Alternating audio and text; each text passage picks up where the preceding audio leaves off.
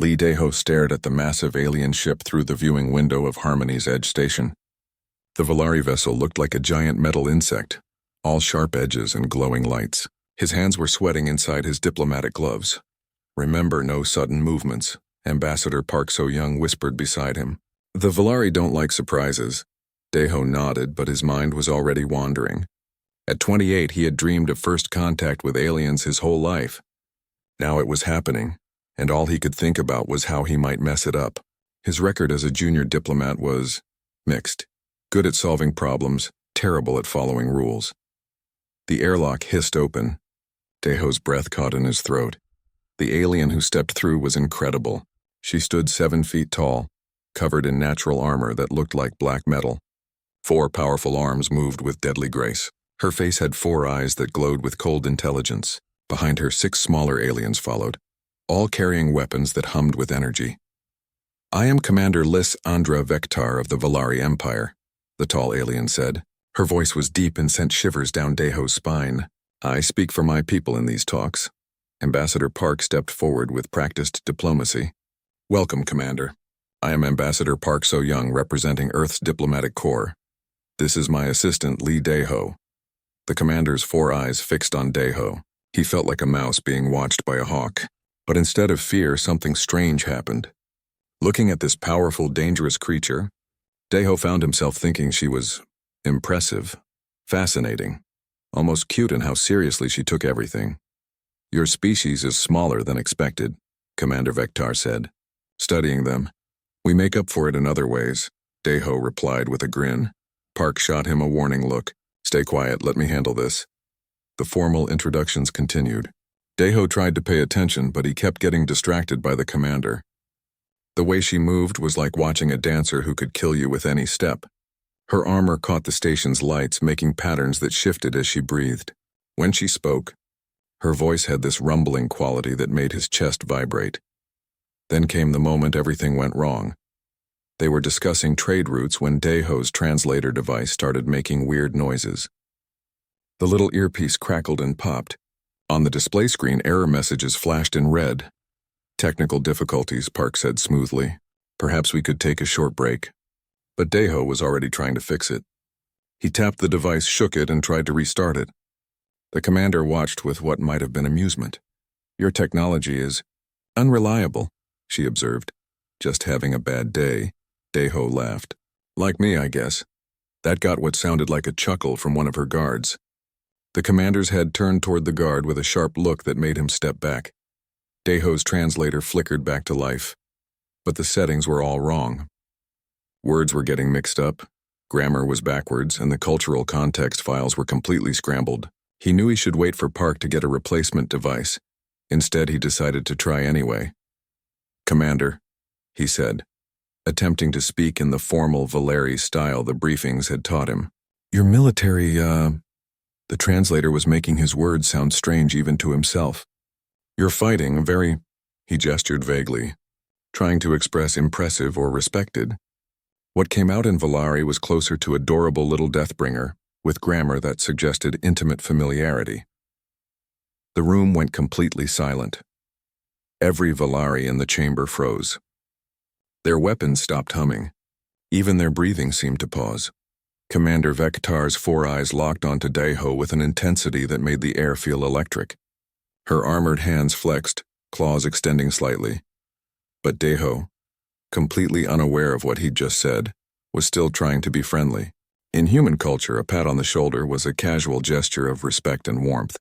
So he reached out and gently tapped Commander Vektar's armored shoulder.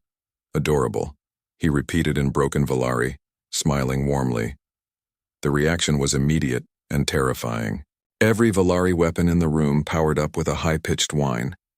The commander's guards moved into attack positions. Park grabbed Daho's arm and tried to pull him back, but Commander Vektar raised one of her 4 hands and her guards immediately stopped. Her eyes never left Daho's face. She was studying him like he was a puzzle she couldn't solve.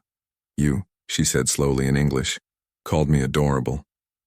Daho's face turned red. Oh no, did the translator mess up? "I was trying to say impressive or respected or, and you touched me," the commander continued. Her voice was strange, like she was testing how the words sounded. I'm sorry, Deho said quickly. In human culture, that's just friendly. I didn't mean anything. In Valari culture, the commander interrupted.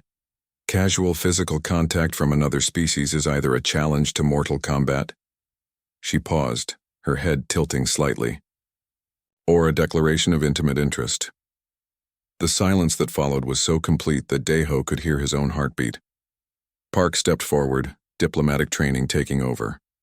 Commander, please accept our apologies for this cultural misunderstanding.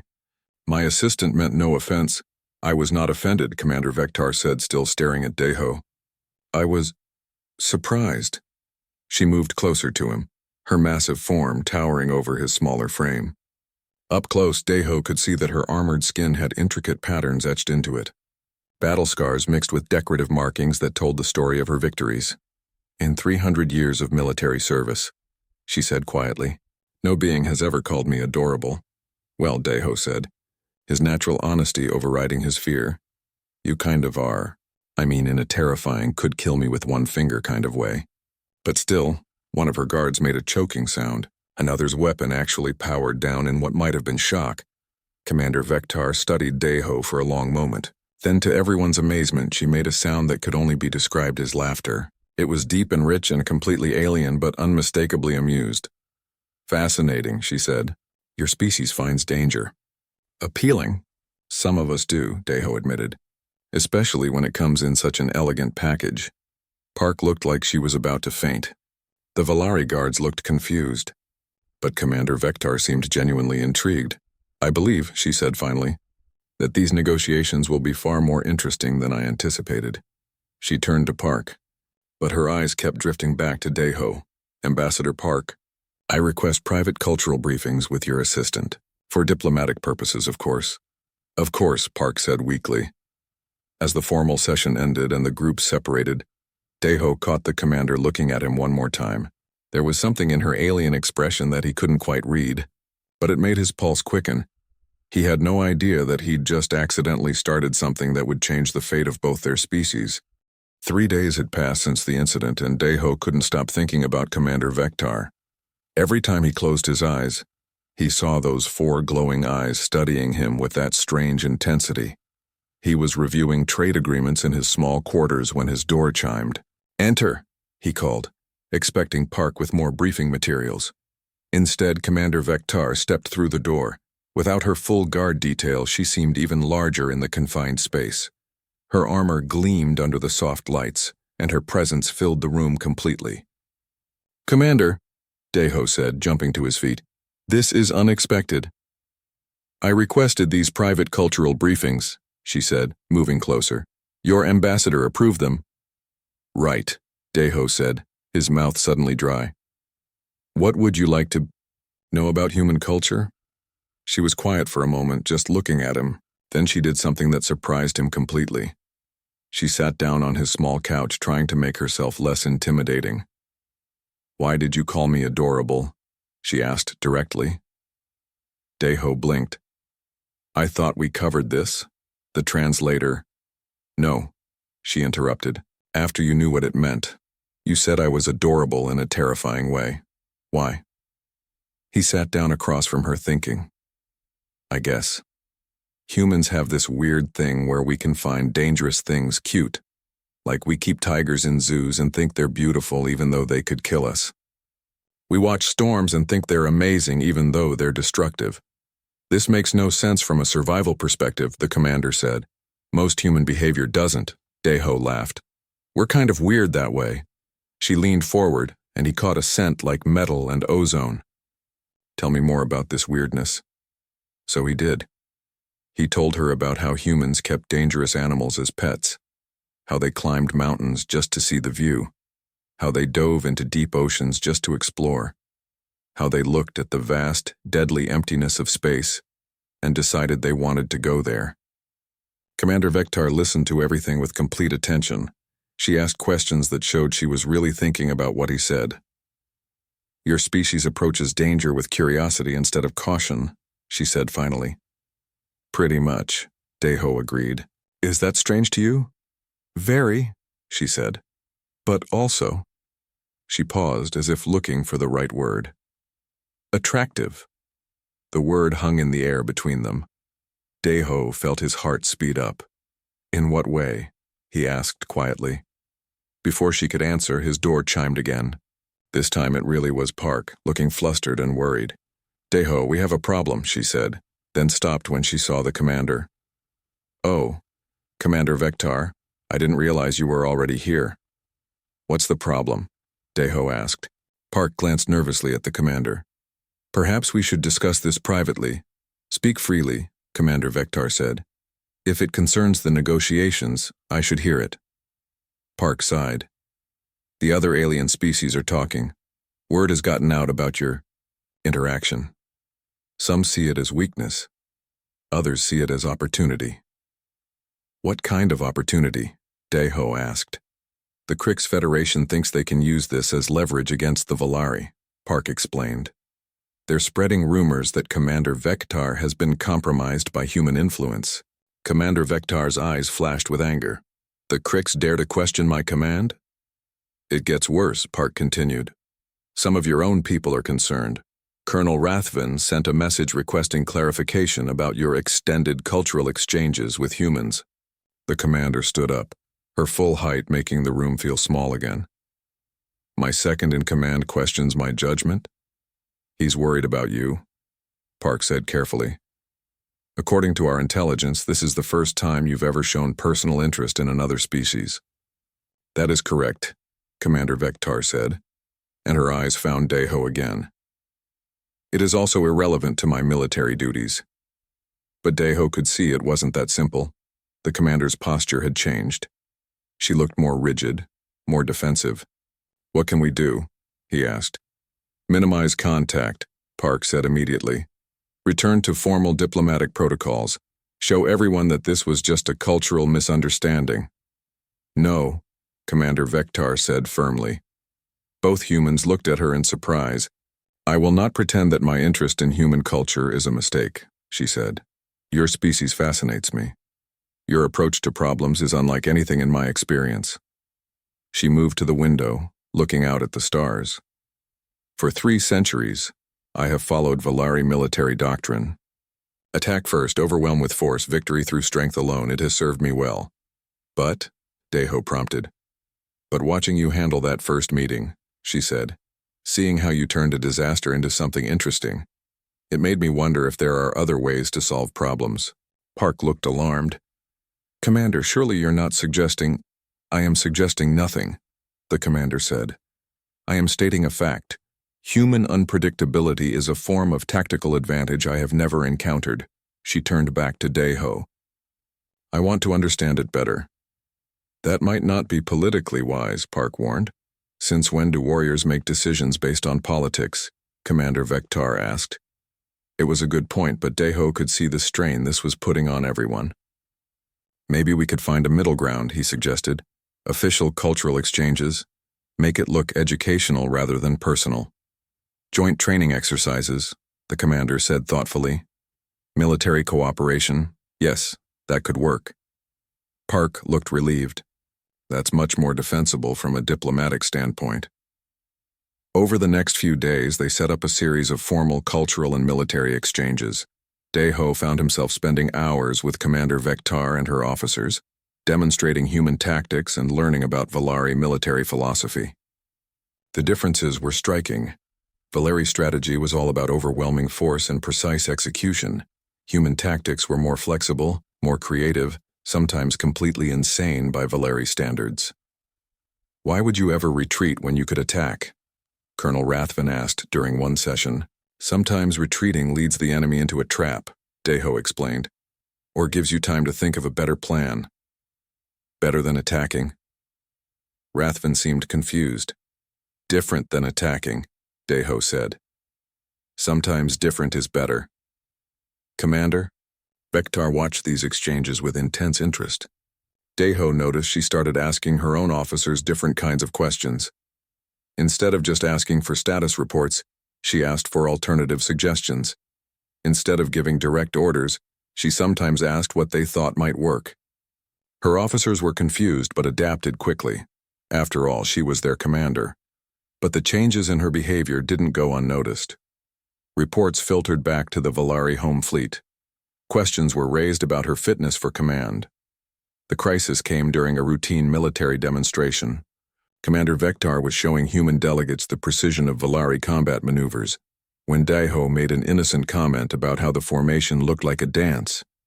Without thinking, the commander asked her pilots to try adding some of the fluid, improvised movements that Daiho had described from human combat sports. The result was beautiful and effective, but it was also completely un-Valari. Her officers were shocked. The human observers were impressed, and Colonel Rathavan looked deeply concerned. That evening, Rathavan requested a private meeting with his commander. Daiho wasn't supposed to know about it, but sound carried in the station's corridors. He heard raised voices from the commander's quarters, words like contamination and loss of focus and duty to the Empire. When Commander Vector emerged from the meeting, she looked different, more like the distant, dangerous alien he'd first met, and less like the curious person who'd been asking him about human strangeness. "Is everything okay?" he asked when they met for their next cultural session. She was quiet for a long moment. "My people believe I am changing," she said finally. "Are you?" "Yes," she said simply. "The question is whether that change makes me stronger or weaker as a leader." Daiho looked at this incredible creature who could probably tear apart the station with her bare hands, but was sitting there having an honest conversation about her doubts. "I think," he said carefully, "that any leader who stops growing probably stops being effective." She smiled then, an expression that was becoming more familiar and somehow more alien at the same time. "Perhaps," she said, "but growth can be dangerous when others see it as betrayal." Neither of them knew how dangerous things were about to become. The attack came without warning. Daiho was walking through the station's main corridor when the lights suddenly went out. Emergency power kicked in a second later, bathing everything in red light. Alarms started screaming. "All personnel to secure locations," the station's AI announced. "We are under attack." Daiho ran toward the diplomatic quarters, but he didn't make it far. 3 figures in dark combat suits blocked his path. They moved wrong, too fluid, with too many joints. "Krix Federation assassins, Lee Daiho," one of them said in mechanical English. "You will come with us." "I don't think so," Daiho said, backing away. They moved toward him with that horrible insect-like grace. Daiho had no weapons, no training for this kind of situation. He was just a diplomat who talked too much and made cultural mistakes. But he was also human, and humans had one advantage that most aliens underestimated. When cornered, they got creative. The corridor had maintenance panels along the walls. Daiho grabbed a fire extinguisher from the nearest emergency station and pulled the pin. White foam exploded everywhere, filling the air with thick mist. The Krix assassins had compound eyes adapted for clear sight. The foam blinded them completely. Daiho heard them chittering in their own language, probably cursing. He used the confusion to run, but he knew they'd catch him eventually. The station wasn't that big, and they were faster than any human. Then the corridor exploded. Not literally exploded, but the wall panels blew outward as something massive punched through from the adjacent corridor. Commander Vector emerged from the hole like some ancient god of war, her forearms extended, claws gleaming. The Krix assassins turned toward her, weapons powering up. They were fast, but she was faster. The fight lasted maybe 10 seconds. When it was over, 3 Krix assassins were unconscious on the floor, and Commander Vector was checking Daiho for injuries. "Are you hurt?" she demanded. "I'm fine," he said, still shaking from adrenaline. "How did you know where to find me?" "I have been monitoring your location since the attacks began," she said simply. "Monitoring my location?" "I may have installed tracking sensors in your quarters," she admitted, looking almost embarrassed. "For security purposes." Before Daiho could respond to that revelation, Colonel Rathavan appeared with a squad of Valari soldiers. "Commander," Rathavan said, "we have secured the attackers in sectors 7 and 9. The station is safe. Casualties?" she asked. "Minor injuries only." The human security chief, Kim Tae-won, coordinated very effectively with our forces. Commander Vector nodded, but Daiho could see tension in her posture. "Colonel, a word in private." They moved a few meters away, but Daiho could still hear them. "Your response time was impressive," Rathavan said carefully. You reached the human before our tactical teams had even deployed. I was monitoring the situation closely, she replied. More closely than military protocol suggests, Rathven observed. Commander, with respect, your attachment to this human is becoming a security liability. Explain. The Creeks targeted him specifically. They knew that taking Lee Dae-ho would provoke an extreme response from you. They were using your feelings against you. Commander Vectar was quiet for a moment. When she spoke, her voice was dangerous. Are you suggesting I should allow allies to be killed to avoid appearing compromised? I am suggesting that personal feelings should not override tactical judgment. And I am suggesting that you remember who gives orders in this fleet. The conversation ended there, but Dae-ho could see it wasn't really over. Later that evening, Park found him in his quarters. We need to talk, she said, looking exhausted. About the attack? About your situation with Commander Vectar. Park sat down heavily. Dae-ho, I've been getting reports from multiple sources. The Crix attack was just the beginning. What do you mean? Other species are starting to see the human-Valeri connection as either a threat or an opportunity. The Gorvani Confederacy is mobilizing fleets. They think Vectar has been weakened by human influence. Dae-ho felt a chill. And the Valerie Empire? Split, Park said grimly. Some factions support Vectar's new approaches. Others want her removed from command for compromising military doctrine. This is my fault, Dae-ho said. Yes and no, Park replied. You started it, but it's grown beyond anything you could have controlled. Before Dae-ho could respond, his door chimed. Commander Vectar entered, but she looked different. More formal, more distant. Ambassador Park Lee Dae-ho, she said. I have news. What kind of news? Park asked. The Valeri High Command has ordered a formal review of my command decisions. I am to return to home fleet for evaluation. When? Dae-ho asked. Immediately. The word hit him like a punch to the stomach. What does that mean for the negotiations? Colonel Rathven will assume temporary command. The cultural exchange program will be suspended pending review. And us? Dae-ho asked quietly. She looked at him for a long moment. There is no us, Lee Dae-ho. There is a military commander who allowed personal interest to compromise her judgment, and a human diplomat who became too closely involved with an alien leader. Her words were formal, correct, and completely cold, but Dae-ho could see something in her eyes that contradicted every word. Commander, Park said carefully, perhaps this is for the best. A return to formal diplomatic protocols. No, Dae-ho said suddenly. Both women looked at him. No, he repeated, standing up. This is exactly the wrong response. Dae-ho, Park warned. Think about it, he continued, his mind racing. Everyone is reacting like the human-Valeri connection is a problem to be solved. But what if it's actually a solution to a bigger problem? Explain, Commander Vectar said. The galaxy is divided into these rigid power blocks, right? Everyone follows the same old patterns. The Crix use subterfuge, the Gorvani use overwhelming force. The Valeri use precision strikes. Everyone knows what everyone else will do. Predictability has strategic value, Commander Vectar said. Does it? When everyone knows your moves, how do you win except by being stronger? But what if you could be unpredictable? What if you could combine different approaches in ways nobody expects? Park was shaking her head. Dae-ho, this is not the time for theoretical discussions. It's exactly the time, he interrupted. Commander, what happened today when you combined human chaos with Valeri precision? She was quiet for a moment. The attackers were defeated more quickly and efficiently than standard protocols would have achieved. Because they couldn't predict what you would do, Dae-ho said. They expected standard Valeri response times and deployment patterns. Instead, you acted on instinct and improvisation. This proves nothing, she said, but he could see her thinking. It proves everything, he said. You're not being weakened by human influence. You're being strengthened by it. You're becoming something new, something better than just Valeri or just human. Commander Vectar stared at him. You are suggesting I should refuse the High Command's order. I'm suggesting you should show them what you've learned, instead of letting them take it away. That would be mutiny. Or it would be evolution. The silence stretched between them. Park looked like she wanted to disappear. Commander Vectar looked like she was fighting some internal battle. Finally, she spoke. If I were to consider such a course of action, I would need proof that this human-Valeri collaboration produces superior results. Then let's get you some proof, Daeho said. How?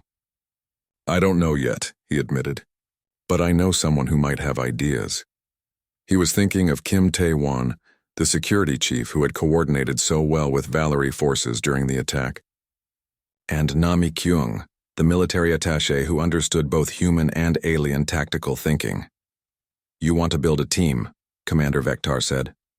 I want to build a partnership, Daeho corrected. One that shows the galaxy what's possible when different species stop trying to change each other and start learning from each other instead. She looked at him for a long time. When she finally smiled, it was the most human expression he'd ever seen on her alien face. Very well, she said. But if this fails, we will both be considered traitors to our respective species. If it succeeds, Daeho replied, maybe being a traitor to the old ways is exactly what the galaxy needs. The War Council meeting was unlike anything the galaxy had ever seen. Daeho sat at a circular table with Commander Vector, Kim Tae-won, Na Mi-kyung, Colonel Rathven, and 3 other Valari officers. The mixture of species, the informal seating arrangement, the open exchange of ideas, it would have shocked diplomats from any major power. The Gorvani fleet will arrive in 18 hours, Rathven reported. 300 ships, heavy assault configuration. They believe our forces have been weakened by recent changes in command philosophy. How many ships do we have? Kim Tae-won asked. 87, Commander Vector replied. Superior individual firepower but outnumbered more than 3 to 1. Standard Valeri tactics? Na Mi-kyung asked. Precise strike formations, disable command ships first. Force surrender through superior firepower per engagement, Rathven said. Will that work against these odds? Daeho asked. Rathven hesitated. Traditionally, no. The Gorvani will accept massive casualties to achieve victory. They will overwhelm us through sheer numbers.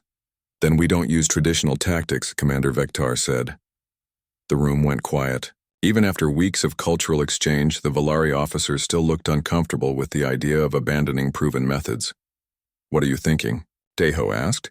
You showed me that humans use unpredictability as a weapon, she said. What would be completely unpredictable to the Gorvani? Kim Tae-won grinned. Everything. They're the most rigid tactical thinkers in the galaxy. Give me specifics, Commander Vector said. Well, Na Mi-kyung said thoughtfully. They always expect enemies to protect valuable assets. What if we did the opposite? Explain. Use our diplomatic ships as attack vessels, Na Mi-kyung suggested.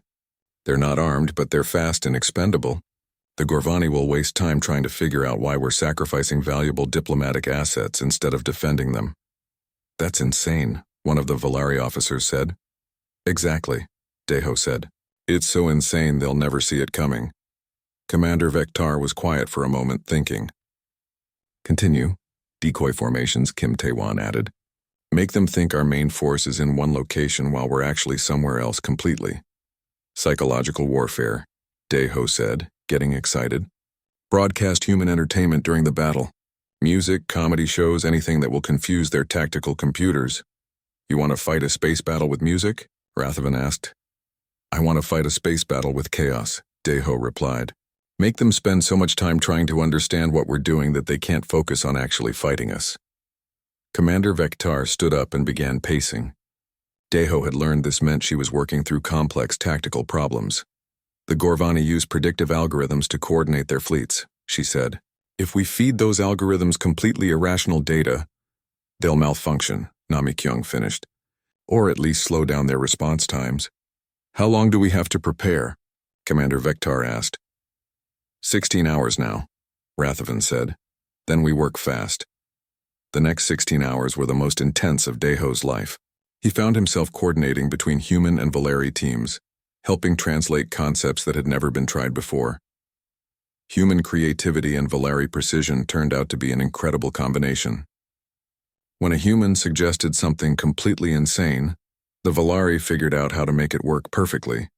When the Valari identified tactical requirements, the humans found completely unexpected ways to meet them. This is actually fun, Na Mi-kyung said during a brief break. I've never planned a battle before, but this feels more like solving a puzzle. That's because we're not just planning a battle, Commander Vector said. We're creating something entirely new, She had changed over the weeks of working together. Still deadly, still commanding, but more open to possibilities, more willing to try things that violated every rule she'd ever learned. "Commander," Deho said quietly when they had a moment alone, "are you sure about this? If we're wrong, a lot of people are going to die." She looked at him with those 4 glowing eyes. "If we do nothing, more people will die anyway. The Gorvani won't stop with this station. They see our alliance as a threat to their expansion plans. And if we win, we prove that cooperation between species creates strength, not weakness. And if we lose, she said, moving closer to him, at least we tried something worth doing." For a moment, they just stood there looking at each other. Deho realized that somewhere along the way, this had stopped being about diplomacy or tactics or even survival. It had become about 2 people from different worlds who had found something worth fighting for together. "Commander," he said softly, when this is over, she interrupted, "we will see what possibilities exist." The Gorvani fleet arrived exactly on schedule. 300 ships in perfect formation, moving with the mechanical precision that had made them feared across the galaxy. Commander Vektar's mixed human-Volari force was ready for them. The battle began with what looked like complete chaos. Human diplomatic shuttles charged directly at Gorvani heavy cruisers. Valkyrie fighters broke formation and began flying in patterns that seemed completely random. And through it all, human music and comedy broadcasts filled the communication channels. The Gorvani response was exactly what they'd hoped for: confusion. Their tactical computers couldn't process what they were seeing. Ships that should have been protected were attacking. Forces that should have been concentrated were scattered everywhere, and the strange broadcasts were interfering with their coordination algorithms. "First phase successful," Rathven reported. "Enemy formation disrupted. Begin second phase," Commander Vektar ordered. While the Gorvani were trying to understand the chaos, the real attack began. Small teams of Volari ships, guided by human tactical creativity, struck at weak points in the enemy formation. Instead of trying to overpower the Gorvani ships, they focused on disabling communications and navigation. "They're adapting," Namikyung warned. "Gorvani commanders are starting to ignore the distractions." "Then we escalate," Commander Vektar said. The third phase was the most dangerous. Commander Vektar led a direct assault on the Gorvani command ship, but instead of attacking with overwhelming force, she used a combination of human stealth techniques and Volari precision strikes. Deho watched from the station's command center as her ship disappeared from sensors, only to reappear directly next to the massive Gorvani flagship. The enemy ship was so large that Commander Vektar's vessel looked like an insect next to a giant, but size wasn't everything. Using human-inspired tactics, she had positioned her ship where the Gorvani weapons couldn't target her without risking damage to their own vessel. "Surrender." Her voice boomed across all frequencies in perfect Gorvani. "Your tactical advantage is gone. Your coordination is broken. You cannot win this battle." The Gorvani commander's response was predictable. "We do not surrender. We fight until death." "Then you will die for nothing," Commander Vektar replied. "Because this battle is already over." As if to prove her point, explosions began blossoming throughout the Gorvani fleet. The small human Volari teams had been planting charges on critical systems, while the main force provided distraction. Within minutes, half the Gorvani fleet was dead in space. The remaining ships found themselves surrounded by forces they couldn't predict or counter. "Final offer," Commander Vektar broadcast. "Surrender now or watch your remaining ships be destroyed one by one." This time the Gorvani commander was quiet for a long moment. "We surrender," he said finally. "But this victory proves nothing. You used treachery and chaos instead of honorable combat." "We used intelligence and cooperation," Commander Vektar replied. "Perhaps you should learn the difference." Back on the station, Deho felt his legs give out. They had actually won. Against impossible odds, using tactics that shouldn't have worked, they had won. "We did it," Namikyung said, grinning. "We did something," Kim Tae-won agreed. "Not sure what, but something important." Commander Vektar's voice came over the communication system. "All forces return to base. We have a victory to celebrate and a future to plan." When she finally made it back to the station, she found Deho waiting for her in the docking bay. She was still in her battle armor, still radiating dangerous energy. But when she saw him, something in her posture softened. "We won," she said simply. We won, he agreed. They stood there for a moment, looking at each other across the space between species, between worlds, between everything that should have made it impossible for them to understand each other. What happens now? Deho asked. Now, Commander Vectar said. We find out if the rest of the galaxy is ready for what we've learned. As if in answer to her words, communication signals started flooding in from across known space. Everyone wanted to know how a small mixed fleet had defeated the Gorvani. Everyone wanted to understand what had happened at Harmony's Edge. The real test was just beginning. The victory celebration was unlike anything the galaxy had ever seen. Human diplomats shared drinks with Valari warriors. Technical crews from both species worked together to repair battle damage, chatting and laughing as if they'd been friends for years. The formal barriers between species had completely broken down. Deho found Commander Vectar on the observation deck looking out at the stars. She had removed her battle armor, and in the soft light she looked less like a warrior and more like someone who had just changed the course of galactic history. Regrets? He asked, joining her at the window. Many, she said, but not about this. The Valari High. Command isn't going to be happy, he observed. The Valari High. Command is already calling to congratulate me on my victory, she replied with something that might have been amusement. Apparently success makes even radical tactics acceptable. And the other species? Curious. The Crix Federation has requested formal discussions about our tactical innovations. 3 minor species have asked about joining our alliance. Even some Gorvani commanders want to understand what we did. Deho smiled. So the experiment worked. This experiment worked, she corrected. But it's only the beginning. Before he could ask what she meant, Park approached with a group of people he didn't recognize. Human and alien faces mixed together in what would have been an impossible gathering just weeks ago. Commander Vectar, Lee Deho, Park said formally.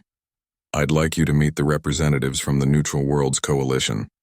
The lead representative, a tall woman with kind eyes, stepped forward. I'm Oh Hyunwoo from the Kepler colony. We've been monitoring your success here with great interest. What kind of interest? Commander Vectar asked. The kind that comes from watching someone solve problems we thought were unsolvable, said another representative. This one from a species Deho didn't recognize. Our worlds have been caught between the major powers for generations. What you've accomplished here suggests there might be another path. You want to form an alliance, Deho said. We want to learn from your example. Oh Hyunwoo corrected. Not just humans and Valerie, but a true multi-species cooperation based on complementary strengths, rather than shared weaknesses. Commander Vectar was quiet for a moment, thinking, what would you bring to such an alliance? Resources, strategic locations, and perspectives none of the major powers understand, the alien representative said.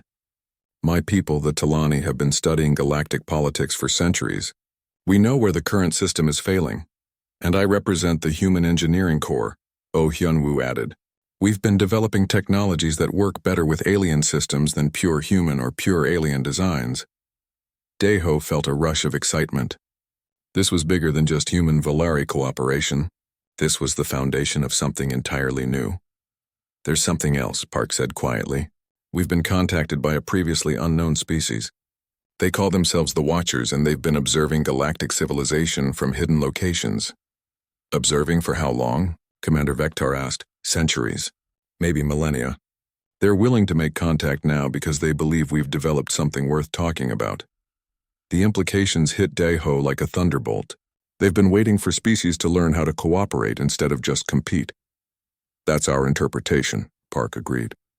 Commander Vectar looked at Deho. It seems our small diplomatic incident has grown somewhat beyond its original scope. Just a bit, he agreed, grinning. Over the following days, Harmony's Edge became the most important location in known space.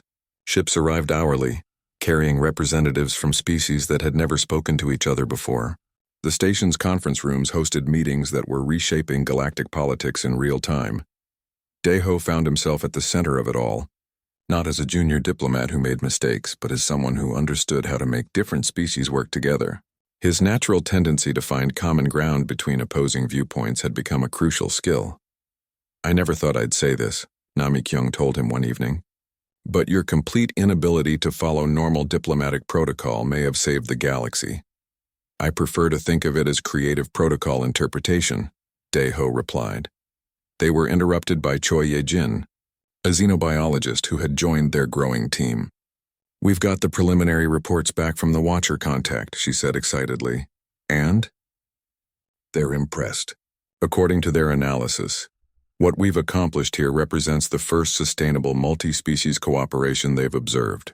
Every other attempt has either collapsed into conflict or resulted in one species dominating the others. What makes this different? Commander Vector asked, appearing beside them. Balance, Choi Ye-jin explained. Instead of trying to become more alike, you've learned to become more complementary. Each species contributes what they're best at while learning from what others do well. Daeho thought about that. It was true. He hadn't become more like a Valari, and Commander Vector hadn't become more human. Instead, they'd found ways to combine their different strengths. The Watchers want to share some of their observational data, Choi Ye-jin continued. They've identified several other species that might be ready for this kind of cooperation. How many other species? Commander Vector asked. Dozens, maybe hundreds. The galaxy is apparently full of civilizations that have been waiting for someone to show them an alternative to the traditional power structures. That night, Daeho and Commander Vector walked through the station's gardens. It was one of the few quiet spaces left, everywhere else buzzing with activity as the new alliance took shape. Are you ready for this? He asked her. Define this, she replied. Leading a galactic revolution, changing how entire civilizations interact with each other, being responsible for the biggest shift in political power since space travel was invented. She was quiet for a moment. When I first met you, I thought you were an amusing curiosity, a soft little being who saw danger as adorable. And now I think you might be the most dangerous person in the galaxy, she said, but she was smiling. You make people believe that impossible things are possible. Is that bad? Not if the impossible things are worth doing. They stopped walking and looked at each other. In the soft light of the artificial stars, the differences between them seemed less important than the understanding they'd built. Daeho, she said quietly. What we've created here, it's bigger than both of us now. I know. If we continue, there will be no going back to our old lives. We'll be responsible for maintaining something that could change the fate of every species in known space. I know, he repeated. Are you ready for that kind of responsibility? He thought about the scared junior diplomat he'd been just weeks ago. That person would have been terrified by the question, but he wasn't that person anymore. I'm ready if you are, he said. She reached out with one of her 4 hands and gently touched his cheek. The gesture was alien and familiar at the same time. Then let's go change the galaxy, she said. The next morning brought news that the Watchers' first formal delegation would arrive within the week. 3 other species had officially requested membership in what people were starting to call the Harmony Alliance, and reports were coming in of spontaneous cooperation between species that had been enemies for generations. It's working, Park said during their morning briefing. Whatever we started here is spreading faster than anyone predicted. Growing pains? Commander Vector asked. Some. The major powers are starting to get nervous, but nothing we can't handle. Daeho looked around the room at the faces gathered there. Humans, Valerie, Talani, and now representatives from the newest member species. A few weeks ago, such a gathering would have been impossible. Now it felt natural. What's our next assignment? He asked. Commander Vector smiled, and it was the most human expression he'd ever seen on her alien face. First contact with the Watchers. They want to meet the people who figured out what they've been waiting centuries to see. Any idea what to expect? None whatsoever, she replied cheerfully. But based on our track record, that probably means it will work out perfectly. As their ship prepared to depart for the rendezvous with the Watchers, Daeho stood in the observation lounge watching Harmony's edge grow smaller behind them. The station that had started as a neutral meeting point was now the capital of a new kind of civilization. Nervous? Commander Vector asked, joining him. Terrified, he admitted. What if I mess this up like I messed up our first meeting? Then you'll probably accidentally start another galactic revolution, she said. And I'll be there to help you figure out how to make it work. He looked at this incredible being who had somehow become his partner in reshaping the galaxy. Promise? Promise, she said. After all, I find your chaos adorable. They were both laughing as their ship jumped to hyperspace, heading toward the unknown together.